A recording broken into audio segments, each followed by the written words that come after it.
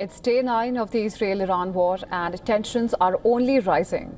Missile exchanges between the two nations continue to escalate, leaving casualties and destruction on both sides. One of the worst hit areas in Israel has been Haifa. At least 23 people were injured, including 3 seriously injured after an Iranian ballistic missile slammed into Haifa on Friday afternoon. The missile landed near the city's iconic Sale building and just meters from the historic Al Jarina Mosque, one of the city's oldest places of worship. The nearby Masjid al-Sagir was also damaged in the blast. Israeli Foreign Minister Gideon Sa'ar has confirmed that several Muslim clerics were injured while praying at the time of the attack. The country's President Isaac Herzog took to X to condemn the outrageous attack. See here once again the results of the Iranian strategy. The Iranian regime is targeting deliberately civilian population centers. Therefore, you can see that a pure civilian area was hurt here, and specifically in that case a mosque. It's a war crime. This is clear because you cannot target, according to the international law, you cannot target civilian population centers. Now the question is, why is Iran focusing so heavily on this northern city? Well, Haifa is Israel's largest city in the north and the 3rd largest overall. It has a population of over 272,000, with another 300,000 residents living in nearby towns. Well, together they form the Haifa metropolitan area, a densely populated urban zone of nearly 600,000 people. Now, strategically, Haifa is home to the main naval base of the Israel Defense Forces, housing submarines, corvettes and other vessels. Now, while it's unclear whether this military facility was the intended target or if it was struck, its presence adds to Haifa's military significance. Haifa is also a key seaport on Israel's Mediterranean coastline and serves as a major economic and regional hub. The city is home to the Baha'i World Center, a UNESCO World Heritage Site.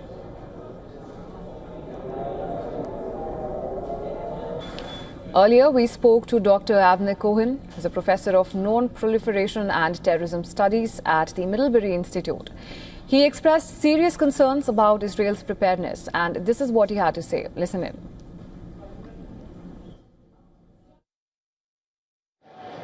Well, the current situation with the 9th day, as you just mentioned, is that it's becoming more and more towards attrition war.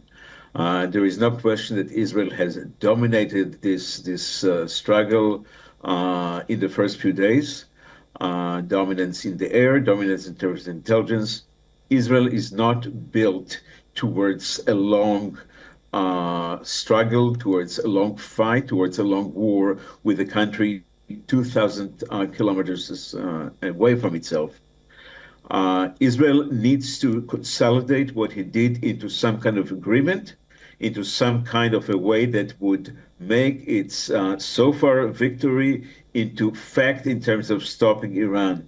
I do not see a situation right now the United States stay somewhat off the whole thing in order to make this kind of diplomatic agreement, and that's a real concern. The factor of time works a different way. For Israel, there are by now diminishing returns. For the Iran, it may give them time because Iran is a large country and it can handle itself as the time goes.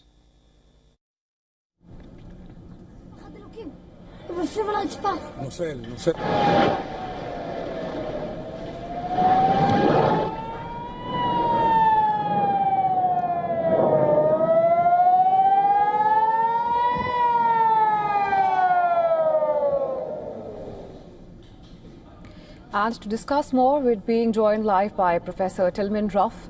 He is the co-president of International Physicians for the Prevention of Nuclear War and a Nobel Peace Laureate. Thank you so much, sir, for joining us on the broadcast on WION World this one. Thanks for having me. Right, and so let's start by assessing the situation. Now we know that Iran says that it won't come back to the negotiating table while it's under attack. And meanwhile, Israel says that it is going to keep attacking for as long as it takes to achieve its logical conclusion. And meanwhile, President Trump has issued a 2-week ultimatum for Iran. Now, with pressure mounting with each passing day, how long do you think Iran can actually hold out? Look, it's hard to know militarily. Clearly, Iran was taken by this surprise attack. Their air defences have been largely put out of action, and their retaliation has been much less effective and more limited, and perhaps less well targeted, with many civilian targets being hit of really dubious or no military significance, compared with the Israeli strikes, which have been much more intense and more widely targeted across the very large country that Iran is.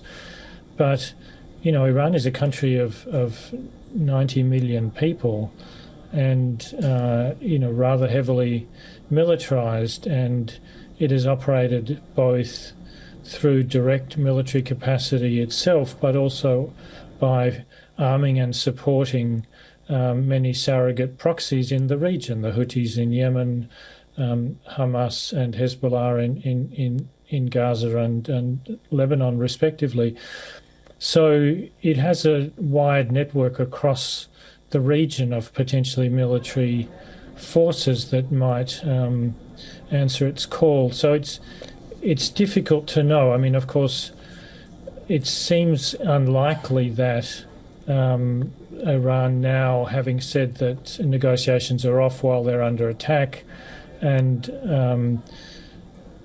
you know, the discussions with the Americans seem to have pretty much ground to a halt.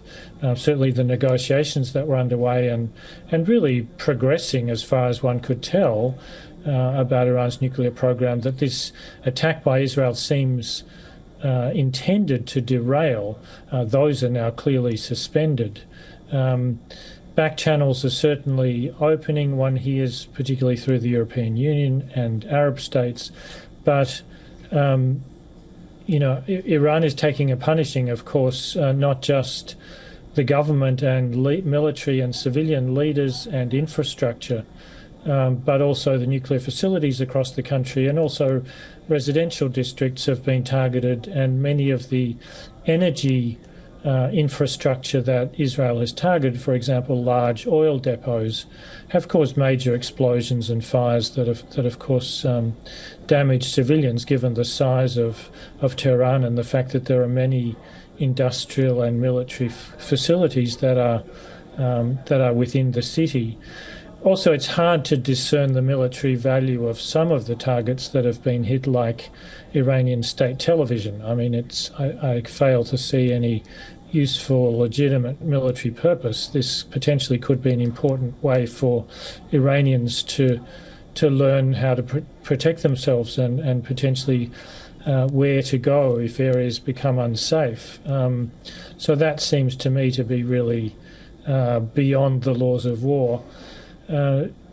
Israel seems very determined. They certainly, while they have support, financial and military supplies from the United States and Germany and other European nations in particular, despite fighting wars on multiple fronts now, not just in Gaza and attacking also sites in Lebanon, but also having attacked sites in Yemen a couple of days ago, clearly has the capacity to operate on multiple fronts.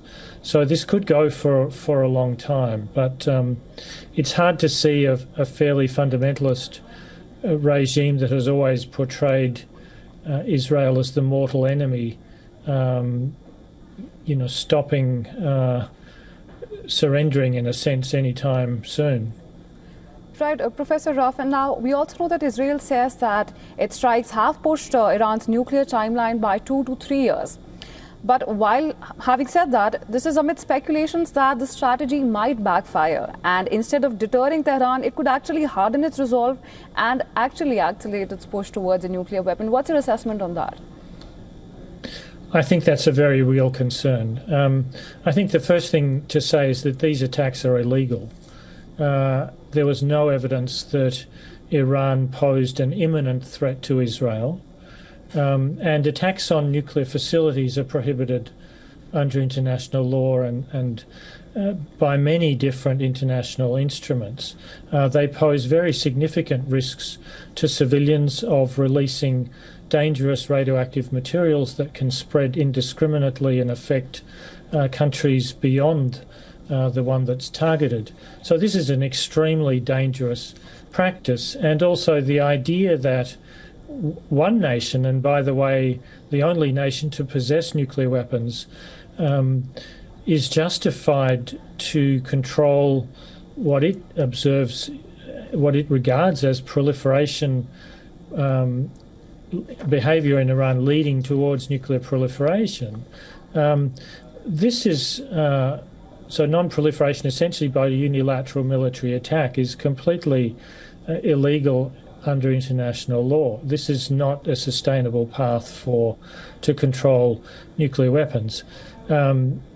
There's no evidence from either US intelligence communities, from the International Atomic Energy Agencies, which until these attacks had inspectors constantly in the country, that Iran has a nuclear weapons program at present.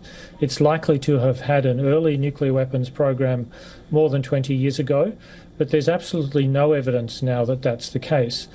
The problem, of course, with nuclear capacity is that if you can enrich uranium to run a nuclear reactor, whether it's for nuclear power or research, or you can enrich uranium to do that, or you have those reactors, then you can acquire the material to build nuclear weapons from, and any determined state can do so. So we already know that Iran has at least one facility in Fordo that's very deeply buried, at least 800 metres or so underground, beyond the reach perhaps of all conventional weapons, and certainly any weapons short of ones that the Americans have, their largest bombs. And if those targets are not already immune from anything but nuclear attack, then it's certainly possible for Iran to move fissile materials around to construct new facilities. It's impossible really to achieve disarmament and non-proliferation by bombing. And it's just as likely that the outcome might be a regime that's even more determined, or that now does actually decide to build nuclear weapons as the only way to ensure that it's not the victim of Israeli unilateral aggression and potentially Israeli nuclear weapons. So yes, I think that concern that this might actually drive proliferation rather than stop it is a very real and warranted one. Absolutely, Professor Ruff. And in the latest, a senior IRGC commander has suggested that key nuclear assets in Iran have already been relocated by now. And now with that being said, a lot of US-based think tanks like the ISW and the CPT, they say that the Islamic Republic may be deliberately invoking this spectre of a long and possibly futile hunt for nuclear material. Now, do you think that's a tactic for Iran to actually get some diplomatic leverage when it comes back to the negotiating table with this, I want to say, calculated ambiguity that it has created? Look, it may be. One would imagine that they will want to be in the strongest possible negotiating position. I mean, this conflict has to can really only end in one of two ways, either by a complete destruction of Iran and surrender, which for a nation of 90 million people with a very large military and 5 million armed forces is hard to foresee. Or negotiations. So the sooner negotiations can happen, the better. And Iran certainly hasn't closed the door to negotiations entirely, and may well look for ways to strengthen its hand, given that clearly it has been decimated, both militarily, politically, and I think in terms of its nuclear program by the surprise and militarily quite effective Israeli attack. Right, Professor Ruff, and it's certainly possible, just to add, it's certainly possible to move nuclear materials around. Some of the facilities would be very difficult to construct in the short term, for example, the centrifuges. While the IAEA was still able to verify, there was certainly evidence that the major centrifuge facility at Natanz was quite severely affected in the first wave of Israeli attacks, including some of the underground centrifuges. Those are very delicate and complicated structures that require very sophisticated engineering. It's not likely that they can be readily moved. But fissile material itself, the enriched uranium, the more than 400 kilograms of more than 60% enriched uranium that Iran now has, of course, that could certainly be readily moved. Like to get in more details about that, but we have another interesting development about which we'd like to get your take on.